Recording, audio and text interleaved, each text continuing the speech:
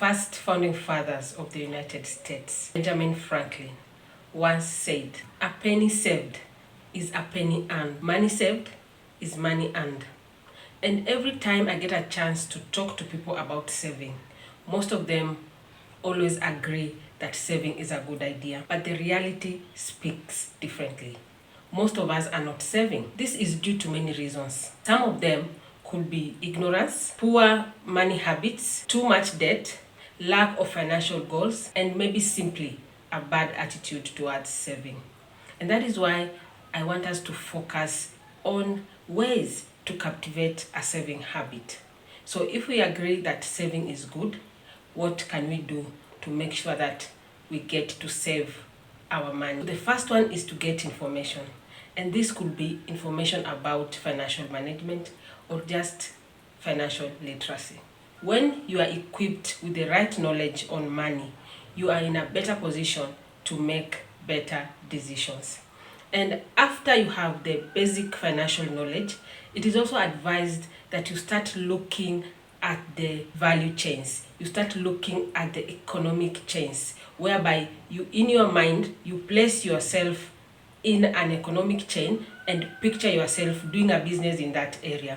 You can also start studying the business environment. That will tell you how business is doing or how business is done, and that will work as a good starting point. Because the moment you get this information, you will realize almost instantaneously that your focus and your priorities begin to change. If you are so keen on spending, because of the information that you have gathered, you will now be keen to invest, you'll now be keen to grow, and that might push you to start saving so that you go to a place where you feel more financially secured. After you have acquired the information, then the next thing to do will be to get a specific motivation. And you need to understand that a lot of people don't save because they lack goals. They lack something that pushes them to save. So by having this particular motivation, in a way you are pushing yourself. You are seeing the end from the beginning of what would happen if you started to save. So you are getting encouraged, you are getting motivated, and in a way, you are very inspired to start saving. So if you don't have a goal, if you don't have a motivation, get one and get saving. And after those two steps, the next steps are going to be about making changes. You will have to do some changes in your life. And the very first one is you will have to change your spending habits. Saving is a habit, and so is spending. You cannot save if you will continue to spend the same way. So you will need to change your spending so as to realize some surplus in your finances. The next thing you need to change is your company. If you are around people who are not saving, if you are around people who do not believe in financial excellence, you are also likely to be the same as your peers. When you want to begin saving, or you want to build up the habit of saving, probably you will need to change the people you closely associate with. Because they say, show me your friends and I will tell you who you are. It is as simple as that. You cannot have friends that are always overspending, or you cannot have friends that are always partying and expect that you are going to be any different.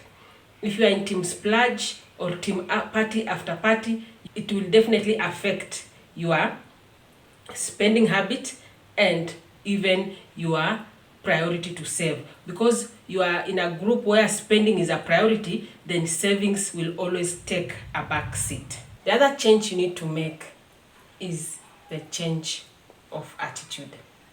If you're in this group that believes that saving is not important, or you say saving is for losers, that money is for enjoyment, so you carry around this YOLO rationality that you only live once, you need to know that that is very wrong. You need to know that you are having a wrong mindset. Yes, we all live once, but you can do it the right way.